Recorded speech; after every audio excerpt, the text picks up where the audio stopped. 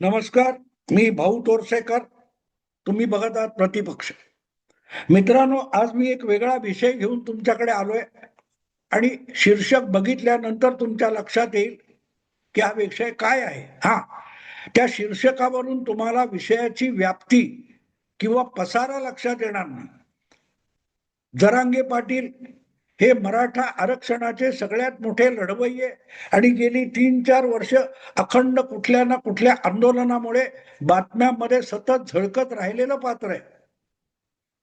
दुसरं, ठाकरे ब्रँड. साधारण गेल्या वर्षभरापासून ठाकरे ब्रँड हा मीडियामधून माध्यमातून सातत्याने वाजत गाजत राहिलेला विषय आहे. आणि तिसरा, राष्ट्रवादी काँग्रेसचं विलिनीकरण. या 3 विषयांचा परस्पर संबंध काय? शीर्षकामध्ये हे 3 विषय तुम्हाला दिसत, पण त्याचा परस्पर संबंध काय? जरांगे पाटील हे मराठा आरक्षणासाठी लढणारे आणि त्यासाठी सगळ्या मराठा संघटना ज्या विविध आहेत त्यांना एकत्रित करून संघर्ष करणारे, सरकारला आव्हान देणारे, उपोषण करणारे म्हणून आपल्याला परिचित आहेत. पण त्यांचा ठाकरे ब्रँडशी काही संबंध नाही. ठाकरे ब्रँड ही शिवसेना आणि शिवसेनेतून वेगळा झालेला गट म्हणजे महाराष्ट्र नवनिर्माण सेना हा स्वतंत्र विषय आहे. मराठी अस्मिता किंवा महाराष्ट्राचं राजकारण वगैरे वगैरे. जरांगे आणि शिवसेना मनसे यांचा थेट परस्परांशी काही संबंध नाही.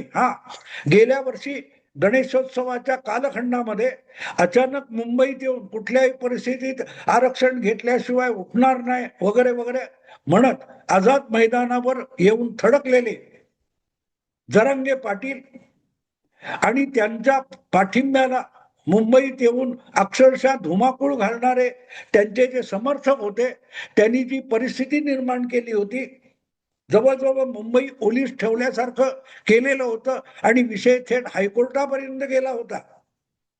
अशा वेळेला देवेंद्र फडणवीस यांच्या नेतृत्वाखालच्या महायुतीच्या सरकारला कोंडीत पकडण्यासाठी सगळेच्या सगळे विरोधी पक्ष आणि विरोधी पत्रकार आणि माध्यम ही जरांगे पाटलांना अक्षरशः डोक्यावर घेऊन नाचवत होती. जरांगे त्यांचं उपोषण आणि त्यांच्या समर्थकांचे मुंबईत होणारे हाल या सगळ्या गोष्टी पालखीत बसवल्यासारखं चाललेलं होतं. अरे, इतक्या लोकांनी आंघोळ कुठे करायची, त्यांची शौचाची व्यवस्था काय? पत्रकार आणि माध्यम ही किती खुळचट वागू शकतात किंवा बेधडक खोटं बोलू शकतात, आभास निर्माण करू शकतात, याचा पुरावा म्हणजे जरांगे पाटलांचं गतवर्षीचं आंदोलन आहे.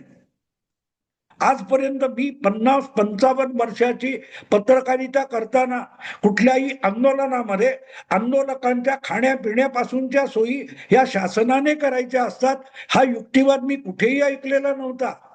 ते बिचारे आरक्षणासाठी आलेले लढवय्ये ते कसे बसे पोहोचतायत, त्यांनी रात्री झोपायचं कुठे, त्यांच्या आंघोळीचं काय? कुठल्याही चळवळ किंवा आंदोलनाचं नेतृत्व करणाऱ्यांनी आपल्या सोबत येणाऱ्यांची व्यवस्था, त्याचा आराखडा आधीपासून तयार करायचा असतो. त्यासाठी कायदा व्यवस्थेमध्ये अडचण येऊ नये यासाठी सरकार बरोबर सल्लामसलत करायची असते.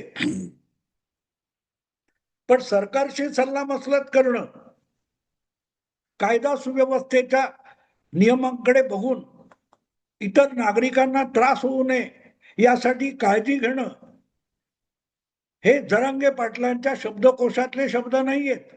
आणि त्यामुळे त्यांच्या मनात आलं, ते येऊन धडकले. जणू काय त्यांनी जे काय केलंय याची जबाबदारी सरकारवर आहे. म्हणजे जगात कुठेही काही घडो, सगळी जबाबदारी सरकारवर असते असा जो एक सार्वजनिक समज माध्यमातून पसरवला जातोय आणि जरांगे पाटील यांचा आडोसा घेऊन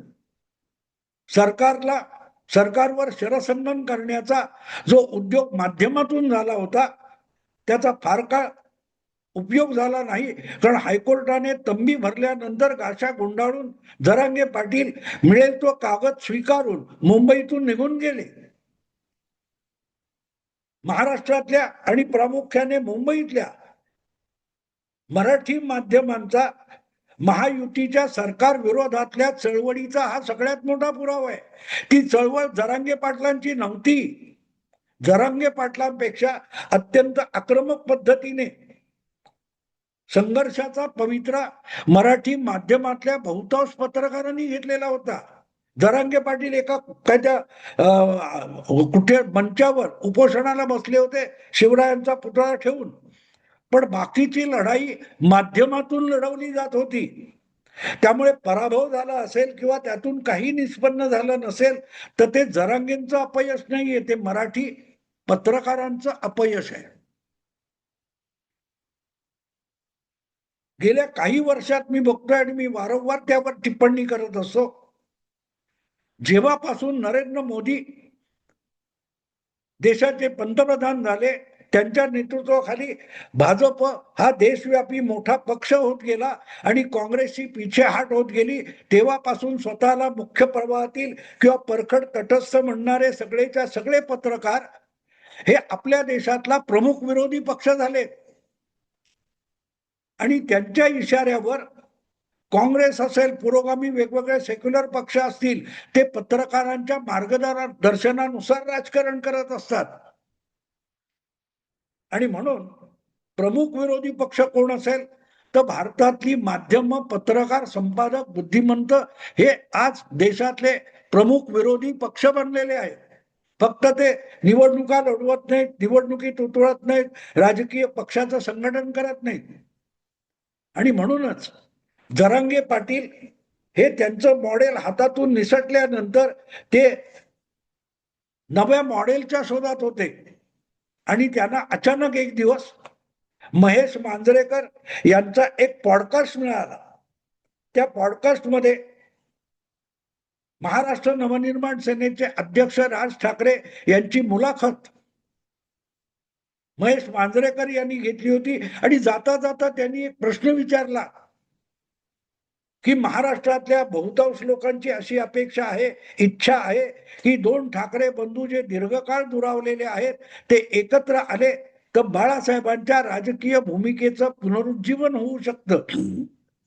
मुंबईवर मराठी माणसाचा दबदबा ठेवायचा असेल, महाराष्ट्राचं हित दोन ठाकरे बंधू एकत्र येण्यात आहे वगैरे अशा स्वरूपाचा प्रश्न विचारल्यानंतर राज ठाकरेंनी तात्काळ उत्तर दिलं, दोन भावांमधलं आमच्यातलं भांडण हे अतिशय क्षुल्लक आहे, भावकीतलं भांडण आहे.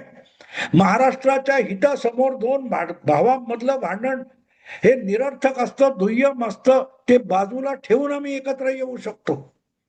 ताबडतोब मीडियाने तो मुद्दा उचलला आणि आपलं भाजप विरोधी, फडणवीस मोदी विरोधी राजकारण पुढे रेटण्यासाठी मराठी माध्यमांनी तात्काळ महेश मांजरेकर यांच्या त्या मुलाखतीमधलं राज ठाकरेंचं उत्तर घेऊन उद्धव ठाकरे यांच्यावर दबाव आणायला सुरुवात केली.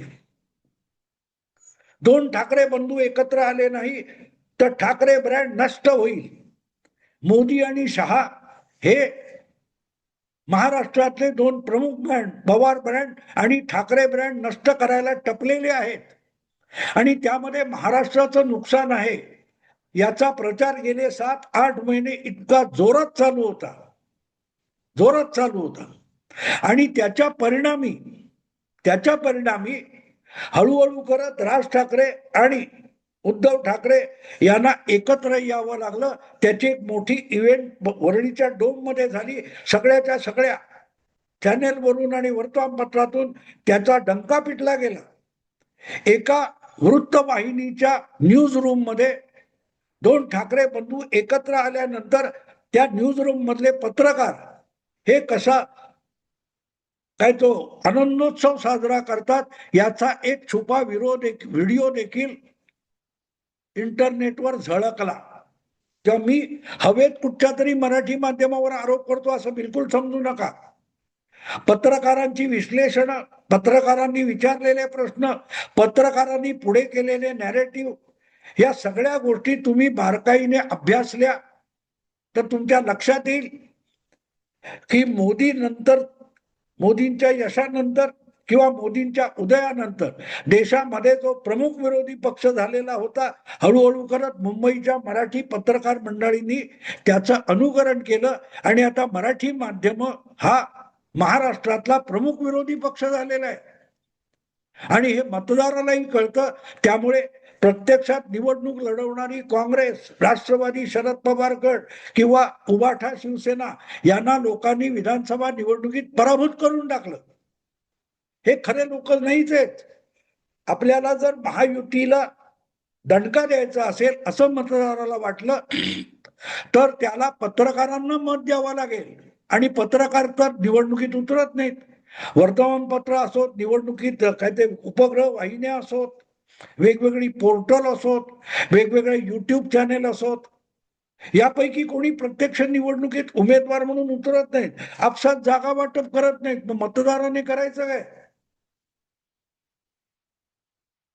त्यांच्या ज्या कठपुतळी बावल्या आहेत, काँग्रेस, उभाठा, राष्ट्रवादी, शरद पवार गट यांचे उमेदवार उतरतात, पण कठपुतळीला मतं का द्यायची? म्हणून मतदारांनी गेल्या विधानसभा निवडणुकीत या खऱ्या खुऱ्या कागदोपत्री असलेल्या विरोधी पक्षांना पार भुईसपाट करून टाकलं. सगळे पक्ष एकत्र आले तरी त्यांची बेरीज 50 सुद्धा होणार नाही अशी अवस्था करून टाकली. विरोधी विरोधी विरोधी म्हणून नाचणारे जे अधिकृत नोंदणी प्राप्त राजकीय पक्ष आहेत त्यापैकी कोणालाही 29 आमदार मिळवता आले नाहीत. त्यामुळे विधानसभेत अधिकृत विरोधी पक्ष व्हावा इतकंही संख्याबळ कुठल्याही 3 पैकी एकाही पक्षाकडे नाहीत. याचं कारण मतदार त्यांना विरोधी पक्ष मानतच नाही. सामान्य मतदार आता ओळखतो की आपल्याला भाजपला पराभूत करायचं असेल तर मीडियाला मत द्यावं लागेल, पण त्यासाठी मीडियाला, मराठी पत्रकारांना निवडणुकीच्या रिंगणात उतरावं लागेल.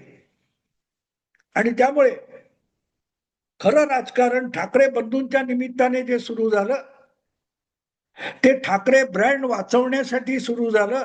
आणि शिवसेना असो किंवा मनसे असो, त्यांच्या नेत्यांपासून कार्यकर्त्यांपर्यंत कोणालाही जितका ठाकरे ब्रँड विषयी उत्साह नव्हता त्यापेक्षा अधिक उतावळेपणा आपल्याला मराठी माध्यमातून दिसत होता. काय होणार मराठीचं? मुंबई टिकणार का मराठी माणसाच्या हाती? जणू काय भाजपमध्ये किंवा एकनाथ शिंदेच्या पक्षामध्ये सगळे बिहारी, बंगाली किंवा गुजराती किंवा राजस्थानी आणि तमिळनाडूचे लोक भरलेले आहेत. फडणवीस हे मराठी नाव आहे याच्यावर मराठी पत्रकारांचा विश्वास नाहीये. एकनाथ शिंदे हे नाव मराठी आहे याच्यावर मराठी पत्रकारांचा विश्वास उरलेला नाही. म्हणून सांगितलं जातं अजूनही भाजप मुंबईच्या मराठी माणसाचा विश्वास का संपादन करू शकलेला नाही. ज्या भाजपचा मुंबईचा अध्यक्ष हा अमित साटम आहे, त्याच्या आधी आशिष शेलार होता, ते दोघेही मराठी होते. याच्यावर मराठी माध्यमांचा विश्वासच नाही. ते प्रश्न विचारतात. अगदी भाजपवाल्यांना, भाजपच्या मराठी नाव असलेल्या नेत्याला सुद्धा प्रश्न विचारतात की मुंबईच्या मराठी मतदाराचा विश्वास भाजप का संपादन करू शकत नाही. गंमत आहे की नाही? 8-10 तरी भाजपचे आमदार मराठी आहेत मुंबईतले. जे काही 89 नगरसेवक निवडून आले त्यामध्ये कमीत कमी 30-40 मराठीच आहेत. पण तरीही ते मराठी आहेत हे मराठी माध्यमांना मान्य नाही. कारण मराठी माध्यम ही प्रामुख्याने ठाकरे ब्रँडची झालेली आहे. ठाकरे ब्रँड हा उद्धव ठाकरे आणि राज ठाकरे यांच्याकडे उरलेला नाही. त्याचे सर्वाधिकार जणू काय मराठी माध्यमांनी विकत घेतले. आणि म्हणून मी सांगितलं की खरा विरोधी पक्ष भाजप किंवा महायुतीचा खरा विरोधी पक्ष महाराष्ट्रामध्ये किंवा मुंबईत कोण असेल तर ती मराठी माध्यम आहेत. आणि म्हणून जरांगेचा आडोसा घेऊन किंवा ठाकरे ब्रँडचा आडोसा घेऊन ते चाललं. आता गंमत अशी की परत एकदा महापालिका निवडणुका संपल्या आणि त्यामध्ये अगदी मुंबईत सुद्धा मराठी माध्यमांना मान्य असलेली मराठी नावं आणि मराठी ब्रँड म्हणजे ठाकरे ब्रँड हा मतदाराकडून फेटाळला गेल्यानंतर भाजपचा मराठी महापौर होणार हे स्पष्ट असताना सुद्धा या बिचाऱ्यांनी करायचं काय? आणि अशा वेळेला त्यांना अजितदादांचा अपघात ही सुवर्ण संधी वाटली आणि त्यातून मग आधीच मरगळलेला जो पवार ब्रँड होता त्या पवार ब्रँडला म्हणजे राष्ट्रवादी दोन पक्षांच्या एकत्रीकरणाला विलिनीकरणाला प्राधान्य द्यायचा राजकारण सुरू झालं. माध्यमांनी सुरू केलंय, मराठी पत्रकारांनी सुरू केलंय.